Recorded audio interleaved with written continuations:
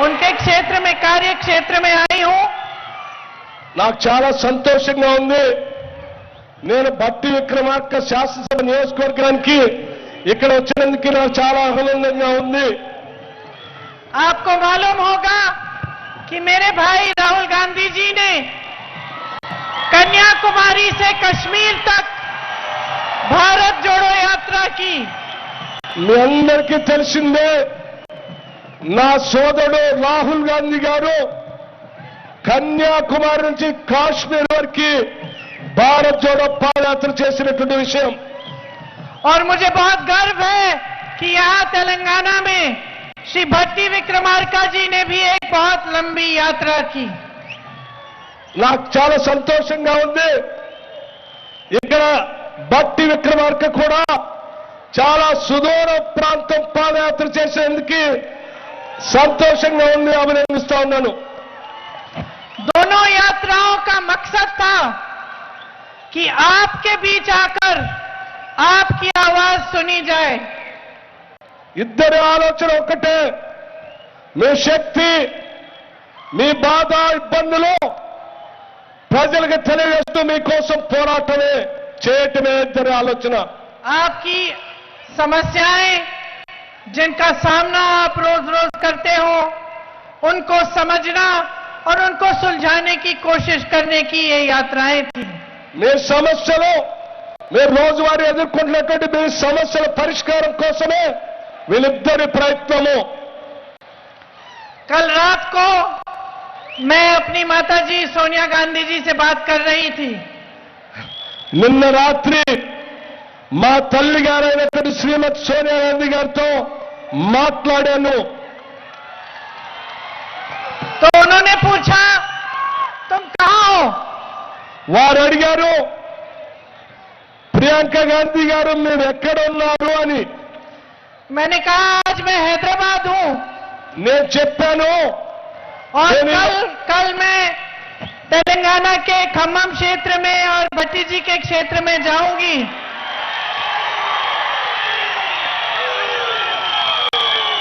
నేను హైదరాబాద్ లో ఉన్నాను, రేపు ఖమ్మం జిల్లా భట్టి విక్రమార్క శాసనసభ నియోజకవర్గానికి వెళుతున్నాను అని చెప్పాను. तो मेरी माताजी ने मुझसे कहा, तुम्हें याद होगा कि नहीं, लेकिन मुझे याद है कि तेलंगाना के लोगों ने कितना संघर्ष किया अपने प्रदेश को बनाने के लिए। నీకు గుర్తుందో లేదో నాకు తెలియదు, కానీ నాకు బాగా గుర్తు, తెలంగాణ రాష్ట్ర ఏర్పాటు కోసం తెలంగాణ ప్రాంత ప్రజలు ఎంత పోరాటం చేశారో నాకు బాగా తెలుసు. और उन्होंने कहा कि बहुत ऐसी माताएं हैं तेलंगाना में जिनके बेटे शहीद हुए इस प्रदेश को बनाने के लिए।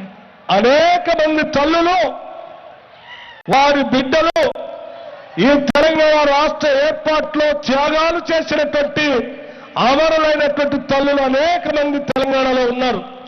मां ने मेरे से पूछा कि तुम क्या भाषण देती हो, क्या बोलती हो तेलंगाना में। మా అమ్మ అన్నది, మరి తెలంగాణలో వెళ్తా ఉన్నావు, నువ్వు ఏం సందేశం ఇస్తావని అడిగారు నన్ను. तो मैंने कहा मैं सच्चाई की बात करती हूं। నేను చెప్పాను, సత్యం గురించే నేను మాట్లాడతాను అని. आज का जो तेलंगाना है वहां कितना संघर्ष है, कितने संकटों का सामना मेरी बहनें और मेरे भाई कर रहे हैं, उसकी बात करती हूं। మీ అందరి సమస్యల గురించి నా సోదరులు, నేను మీ అందరి కోసం ఏ రకంగా పోరాటం చేస్తానో నేను వారందరి దృష్టికి తీసుకొని వస్తానని చెప్తాను. तो मां ने कहा तेलंगाना का सपना था। మా అమ్మగారు అన్నది, తెలంగాణ ప్రజలందరికీ కూడా ఒక కళ ఉన్నది. एक मजबूत सरकार बनती तो वो सपने साकार होते। तो मैं कह रही थी कि मेरी माताजी मुझे बता रही थी कि आपका एक सपना था कि एक अच्छी सरकार बने जो आपके लिए काम करके दिखाए, ताकि आपका जो प्रदेश है जिसके लिए आपने खूब आंदोलन किया, संघर्ष किया, वो एक सुंदर और एक खुशहाल और एक मजबूत प्रदेश बन पाए। మా అమ్మగారు చెప్పింది తెలంగాణ ప్రజలందరికీ కూడా ఒక స్వప్నం ఉంది, ఒక కళ ఉంది. ఈ సంపదను పంచేటువంటి ఒక అద్భుతమైనటువంటి బలమైనటువంటి ప్రభుత్వం ఏర్పడుతుంది, మా సమస్యలన్నీ పరిష్కారం చేసేటువంటి ప్రభుత్వం వస్తుంది అని ఎంతో ఆశపడ్డారు. तो मां होती है, इसलिए एक और बात कही कि जो तुम जनता को बोलती हो, जिन गारंटीज की बात करती हो, उनको पूरा करना बहुत जरूरी है. మా అమ్మగారు ఇంకొక మాట కూడా చెప్పారు. ప్రజలందరికీ మీరు 6 గ్యారంటీల గురించి చెప్తా ఉన్నారు, కానీ నేను చాలా స్పష్టంగా చెప్తా ఉన్నాను, ఆ 6 గ్యారంటీల్ని మీరు అమలు చేసేటట్టుగా స్పష్టంగా పనిచేయాలని చెప్పి మా అమ్మగారు చెప్పి పంపించారు. तो मैंने मां से कहा कि हमारे सभी नेताओं ने संकल्प लिया है कि जो गारंटी हम आपके सामने लाए हैं उनको पूरा करके दिखाएंगे. నేను మా అమ్మగారికి చెప్పాను, రాష్ట్రంలో ఉన్నటువంటి నాయకులందరూ కలిసి సమిష్టిగా ఈ గ్యారంటీల మీద నిర్ణయం చేశారు, తప్పనిసరిగా ఆ గ్యారంటీలన్నింటినీ అమలు చేసేటువంటి బాధ్యత తీసుకుంటారు, చేస్తారని కూడా మాటిచ్చాను. कल मैं एक बहन के घर गई थी और उससे बातचीत हो रही थी. हमारी गाड़ी रुकी थी, सड़क के साथ में ही एक छोटा सा घर था. तो मैंने देखा एक बहन और उनके पति वहां खड़े हैं, तो मैं अंदर चली गई बातचीत करने के लिए. నేను నిన్న ఒక రోడ్డు పక్క పెట్టి ప్రాణం ఎత్తున్నప్పుడు ఆగాను. ఒక చిన్న ఇల్లు, ఆ ఇంటి ముందు ఒక మహిళతో పాటు తన భర్త అక్కడ ఉన్నారు. నేను ఆగి ఆవిడతో మాట్లాడటం కోసం నేను ప్రయత్నం చేశాను. उन्होंने मुझे अपना घर दिखाया और बताया कि अभी तक घर पूरा नहीं हुआ है, क्योंकि बीआरएस ने कहा था कि कुछ पैसे दिलवाएंगे, लेकिन वो पैसे किसी को मिले नहीं. తన ఇల్లు చూపించింది, అసంపూర్తిగా ఉన్నటువంటి ఇల్లు చూపించింది. బీఆర్ఎస్ ప్రభుత్వం చెప్పింది ఇంటికి డబ్బులు ఇస్తామని చెప్పింది, కానీ ఆ డబ్బులు మాత్రం ఇవ్వలేదు. అందుకే నేను ఈ రకంగా బాధపడుతూ ఇల్లు లేకుండా ఉన్నానని చెప్పింది. खुद उन्होंने अपने पैसों से अपने आप एक सुंदर सा घर बनाया. తను తన రెక్కల కష్టంతో సంపాదించుకున్నటువంటి డబ్బుతో తన కలలకు అనుగుణంగా కొద్దిగా తన ఇల్లుని నిర్మించుకున్నది. मैंने पूछा किसको वोट देंगी, నేను అడిగాను, నువ్వు ఎవరికి ఓటేస్తావు అని. तो उन्होंने कहा कांग्रेस को दूंगी. తాను చెప్పింది కాంగ్రెస్ పార్టీకి ఓటేస్తానని. मुझे खुशी हुई, लेकिन मुझे दुख भी होता है कि आजकल जो आपके प्रदेश में राजनीति चल रही है, वो अपने वादों को भूल गए, जो आपको सपने दिखाए थे उनको भूल गए, और ऐसी राजनीति उन्होंने चलाई, ऐसी सरकार चलाई जिससे सिर्फ उन्हीं नेताओं का फायदा हुआ, अमीरों का फायदा हुआ, लेकिन मेरे गरीब भाई बहनों, मेरे किसान भाई बहनों, नौजवान भाई बहनों का कुछ फायदा नहीं हो पाया. తన ఆ మాట చెప్పిన తర్వాత నాకు సంతోషం అనిపించింది, కానీ నాకు చాలా బాధ కూడా అనిపించింది. ఈ రాష్ట్రంలో ఏర్పడినటువంటి బీఆర్ఎస్ ప్రభుత్వం ప్రజల బాధల్ని, కష్టాల్ని పట్టించుకోకుండా, యువత సమస్యలు పట్టించుకోకుండా, మహిళ సమస్యలు పట్టించుకోకుండా, రైతు సమస్యలు పట్టించుకోకుండా, కేవలం ఆ ప్రభుత్వంలో ఉన్నటువంటి పెద్దలు ఈ సంపదని పంచుకోవటంలోనే నిమగ్నమై రాష్ట్ర ప్రజల్ని అన్యాయం చేశారనేటువంటి బాధ నాకు అనిపించింది.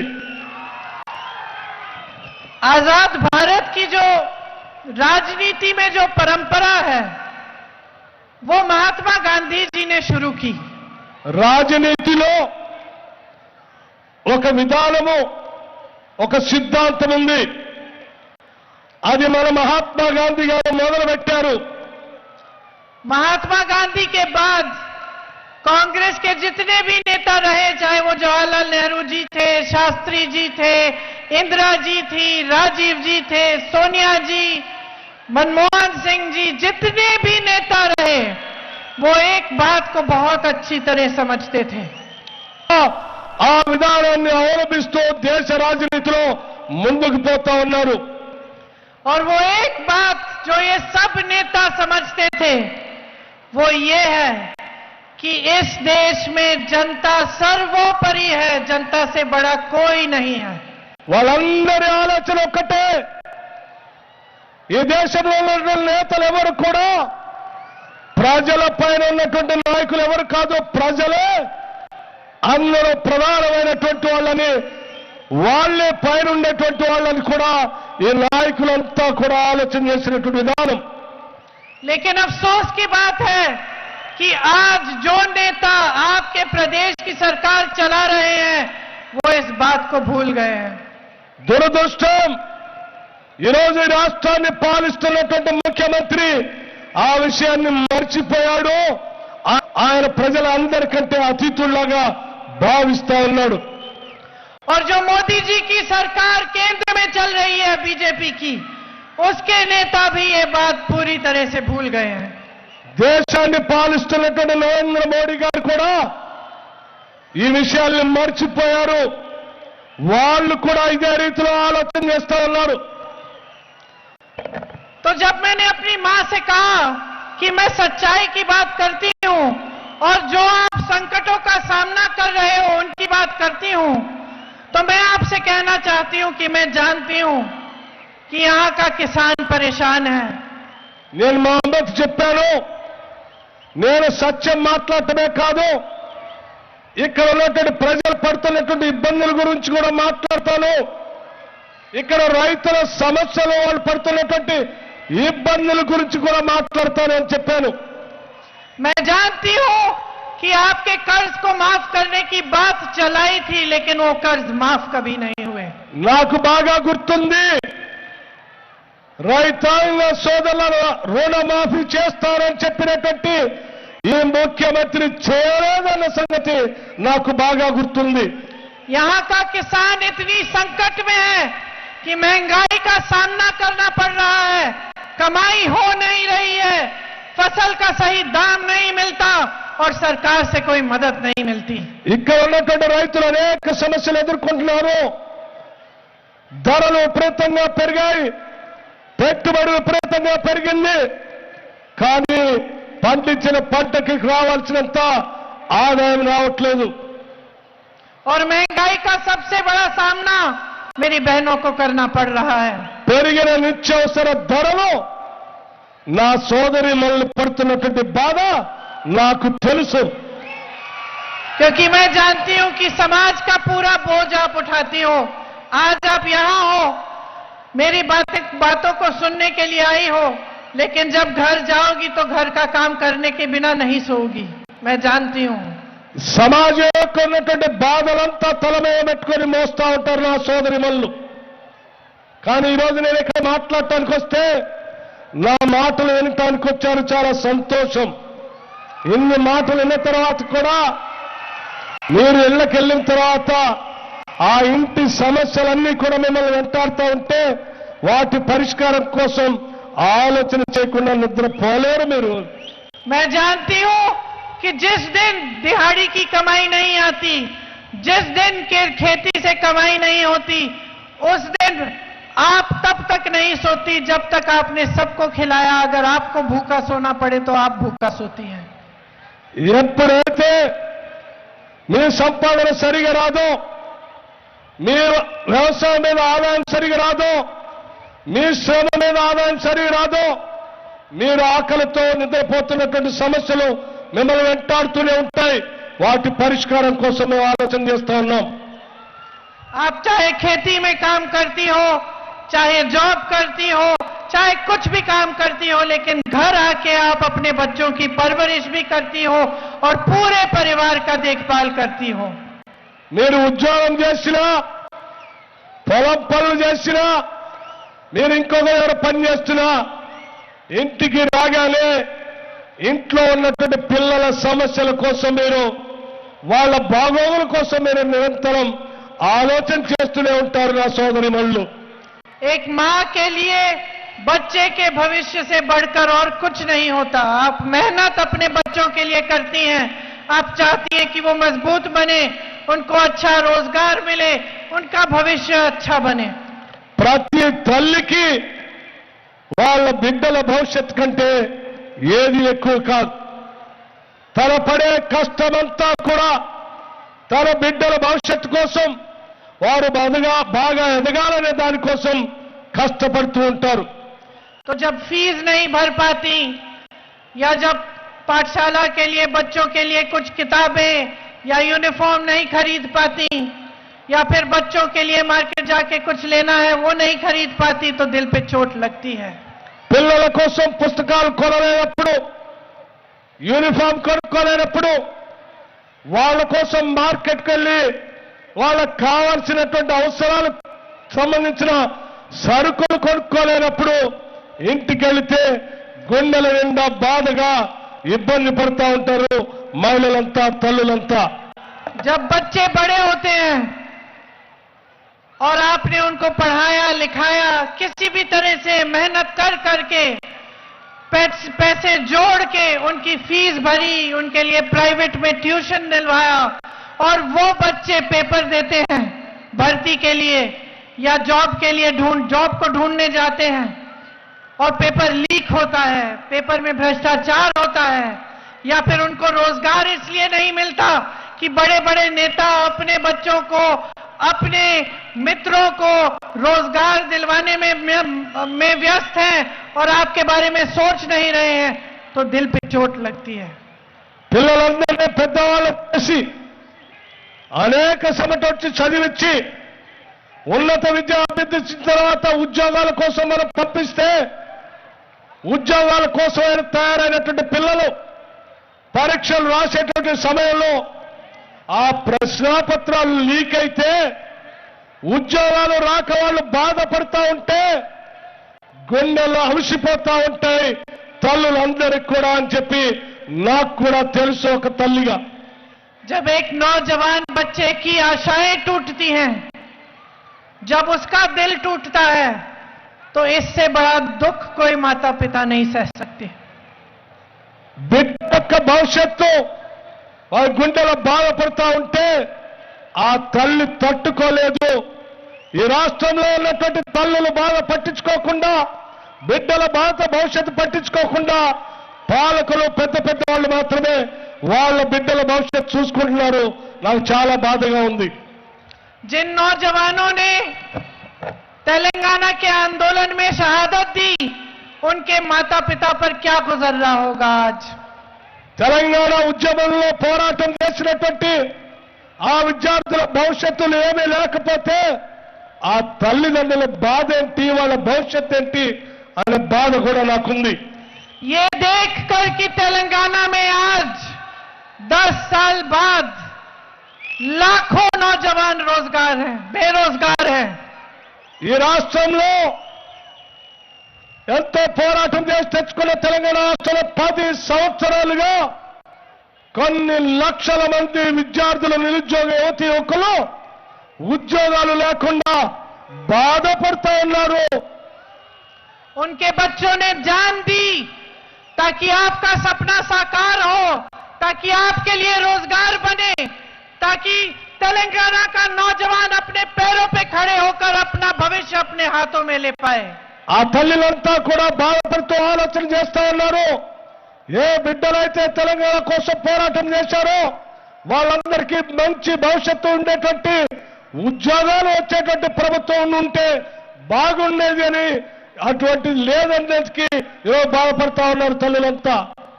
यहाँ हजारों नौजवान हैं खड़े, ఇక్కడ ఎదురుగా కొన్ని వేల మంది నిరుద్యోగ యువతి యువకులు ఉన్నారు. हाथ ऊपर करके बताओ आप में से किसी को भी बीआरएस ने एक रोजगार दिया है। చేతులెత్తి చూపించండి, మీకెవరికైనా బీఆర్ఎస్ ప్రభుత్వము नहीं दिया। ఉద్యోగ అవకాశాలు ఇచ్చిందా అని చేతులెత్తి చూపించండి. और अब आप मुझे बताओ कि केसीआर जी के परिवार का एक एक सदस्य मंत्री है, उसका बड़ा बड़ा रोजगार है, बड़े बड़े बिजनेस है कि नहीं। మీరు ఇప్పుడు చెప్పండి, మీరందరూ పోరాటం చేసి తెచ్చుకున్న తెలంగాణ రాష్ట్రంలో మరి కేసీఆర్ ఇంట్లో ఉన్నటువంటి కుటుంబ సభ్యులందరూ కూడా మంత్రులయ్యారు, పెద్ద పెద్ద వ్యాపారస్తులయ్యారు.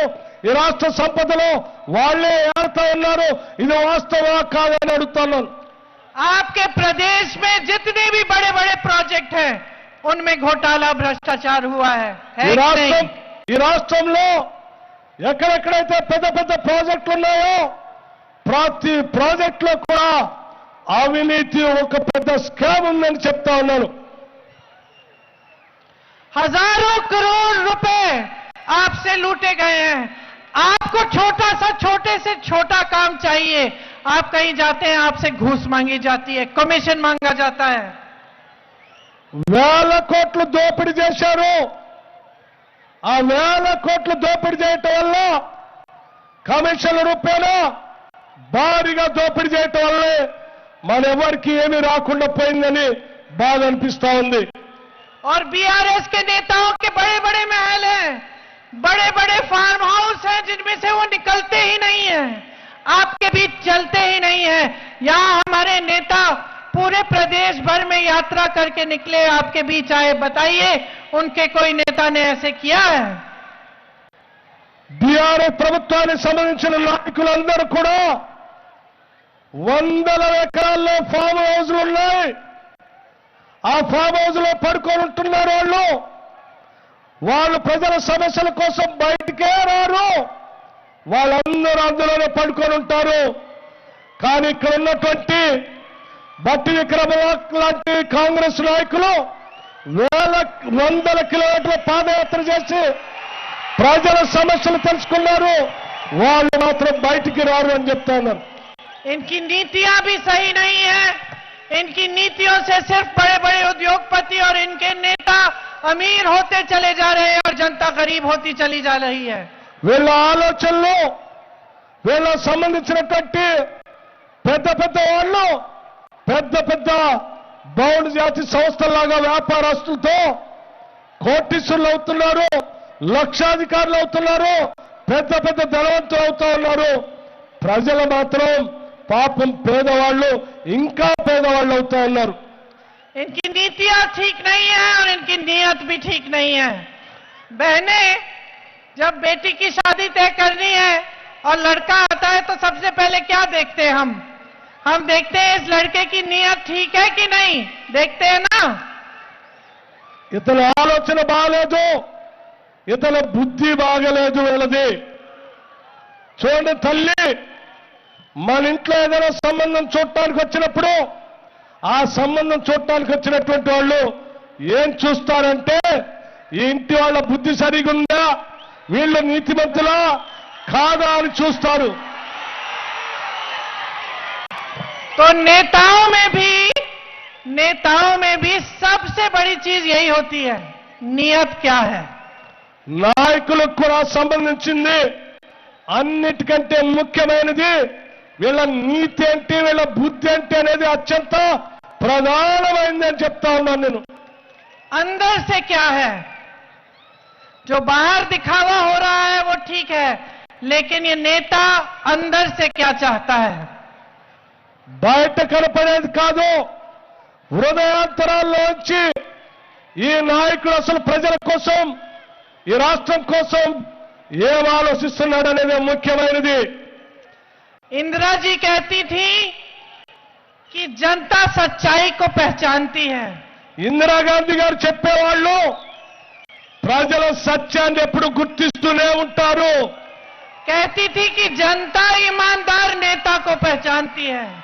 ప్రజలు అమాయకులు కాదు, నాయకుల మనస్తత్వాన్ని గుర్తిస్తారు, ఎప్పటికైనా గుర్తిస్తూనే ఉంటారు. कहती थी कि जनता नेता की नीयत पहचानती है. ప్రజలు నాయకుల యొక్క బుద్ధి నీతి గురించి వాళ్ళ బాగానే అర్థమవుతుంటుంది, తెలుసుకుంటూనే ఉంటారు. तो अब मुझे बताओ, 10 सालों से आप केसीआर जी की सरकार देख रहे हैं, आपने उनकी नीयत पहचानी है कि नहीं. మరి ఇప్పుడు మీరు చెప్పండి, 10 ఏళ్ల నుంచి రాష్ట్రాన్ని పాలిస్తున్నటువంటి కేసీఆర్ బుద్ధి మీకందరికీ అర్థమయ్యే ఉంటుంది, గుర్తించే ఉంటారు. किसी भी हालत में सत्ता में रहना है। ఎట్టి పరిస్థితుల్లో కూడా ఎన్నికల్లో ఉండాలనేది తప్ప వేరే ఆలోచన లేదు. सत्ता में रहकर अपने लिए, अपने परिवार के लिए, अपने नेताओं के लिए जितनी संपत्ति इकट्ठी कर सकते हैं उतनी करनी है। ఎన్నికల్లో ఉండి తన కోసం, తన పరివారం కోసం, తన కుటుంబ సభ్యుల కోసం, తన వాళ్ళ కోసం ఎంత సంపద పోగేసుకోవాలో దానికోసమే ఆలోచన తప్ప వేరే ఆలోచన లేదు వాళ్ళకి. और जनता को तभी याद करना है, जनता को तभी याद करना है जब चुनाव आता है। ప్రజలందరూ గుర్తించాల్సింది ఇప్పుడే.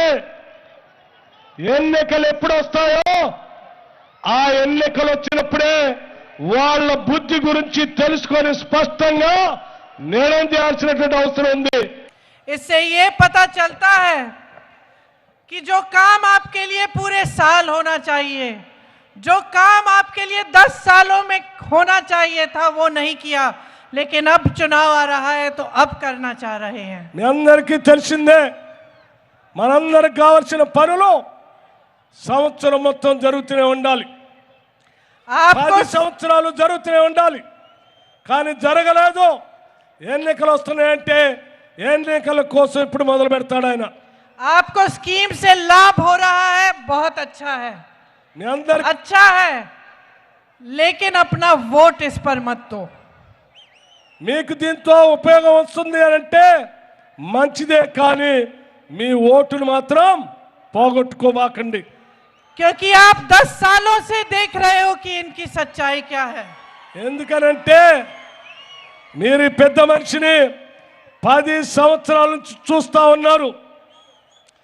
10 सालों से आप संकटों का सामना कर रहे हो। 10 रोज आपका जीवन मुश्किल में है। सुबह उठते हो, मेहनत से काम करते हो, खेती में जाते हो, पसीना आता है, रात तक रुकते नहीं हो। 10 सालों से आपको किसी ने नहीं पूछा, आज क्यों पूछ रहे हैं? 10 సంవత్సరాల నుంచి మీరు చూస్తూనే ఉన్నారు. ప్రజల పనులకు వెళ్తా ఉన్నారు, చెమటోడుస్తూనే ఉన్నారు, అనేక రకాల కష్టాలు పడుతూనే ఉన్నారు. కానీ 10 సంవత్సరాల నుంచి పట్టించుకున్నటువంటి ఈ పెద్ద మనిషి ఎప్పుడు ఎన్నిక రాగానే మీకోసం వచ్చి బయటకు వచ్చి మాట్లాడుతూ ఉన్నాడు. आपके साथ एक खेल खेला जा रहा है, क्योंकि जानते हैं कि चुनाव के समय अगर आप शक्ति नहीं देंगे तो फिर से सरकार में नहीं आ सकते। మీ అందరితో ఒక ఆట ఆడుతూ ఉన్నాడు.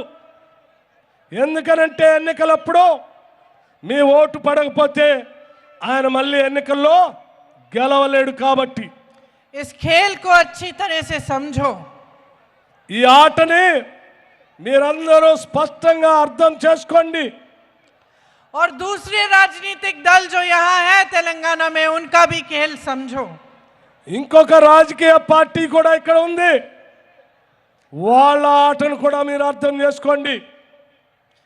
बीजेपी का यहाँ कुछ नहीं है, सिर्फ बीआरएस की मदद करने के लिए यहाँ आए हैं। బీజేపీ రాష్ట్రంలో ఏమీ లేదు, కానీ ఈ రాష్ట్రంలో బీఆర్ఎస్ కు మద్దతు ఇవ్వడానికే వస్తా ఉంది ఇక్కడికి. बीआरएस दिल्ली में इनकी मदद करते हैं और ये यहाँ आकर इनकी मदद करते हैं। బీఆర్ఎస్ ఢిల్లీ వెళ్ళి బీజేపీకి మద్దతు ఇస్తుంది, బీజేపీ ఇక్కడికి వచ్చి బీఆర్ఎస్ కు మద్దతు ఇస్తుంది. और इनका तीसरा साथी MIM, వీళ్ళిద్దరికి కలిపి ఇంకో ఆయన ఉండడు, మూడో ఆయన MIM. जो दूसरे राज्यों में 40-50 सीट लड़ते हैं, यहाँ आकर 9 सीट क्यों लड़ते हैं? మిగతా రాష్ట్రాలపై 30-40 స్థానాల్లో పోటీ చేస్తాడు, ఇక్కడ మాత్రం 7-8 స్థానాల్లోనే పోటీ చేస్తాడు. ఎంఐఎం పార్టీ సంబంధించిన ఆయన ये भी बीआरएस की मदद करना चाहते हैं। ఈ ఎంఐఎం ఆయన కూడా బీఆర్ఎస్ పార్టీకే మద్దతు ఇవ్వాలనే ఆలోచనలో ఉన్నాడు. ये तीनों इकट्ठे हैं। ఈ ముగ్గురు కలిసి ఒకటే. ओवैसी जी राहुल जी की क्यों आलोचना करते हैं? सबसे बड़ा आक्रमण राहुल गांधी पे क्यों करते हैं? राहुल गांधी वो इंसान है जो कन्याकुमारी से कश्मीर तक पैदल चला इस देश को एक बनाने के लिए। మీ అందరికీ తెలిసిందే ముగ్గురు కలిసి రాహుల్ గాంధీ గారి మీద ఆరోపణలు చేస్తారు. రాహుల్ గాంధీ గారు ఇటువంటి నాయకుడు, ఎటువంటి గొప్ప నాయకుడు అంటే కన్యాకుమారి నుంచి కాశ్మీర్ వరకు ఈ దేశాన్ని కలిపి ఉంచడానికి భారత్ జోడో అనే యాత్ర చేసినటువంటి గొప్ప నాయకుడు. ये तीनों साथी बीजेपी, बीआरएस और एमआईएम एक तरफ है, कांग्रेस दूसरी तरफ है. ఈ మూడు రాజకీయ పార్టీలు బీజేపీ, బీఆర్ఎస్, ఎంఐఎం ఈ మూడు ఒక పక్కన, ఇటు పక్కన కాంగ్రెస్ ఇంకొక పక్కన. ये कोई भी खेल खेल ले, मैं कह रही हूं आप सबको यहां इतनी बड़ी तादाद में देख के कि तेलंगाना में आज कांग्रेस की लहर है.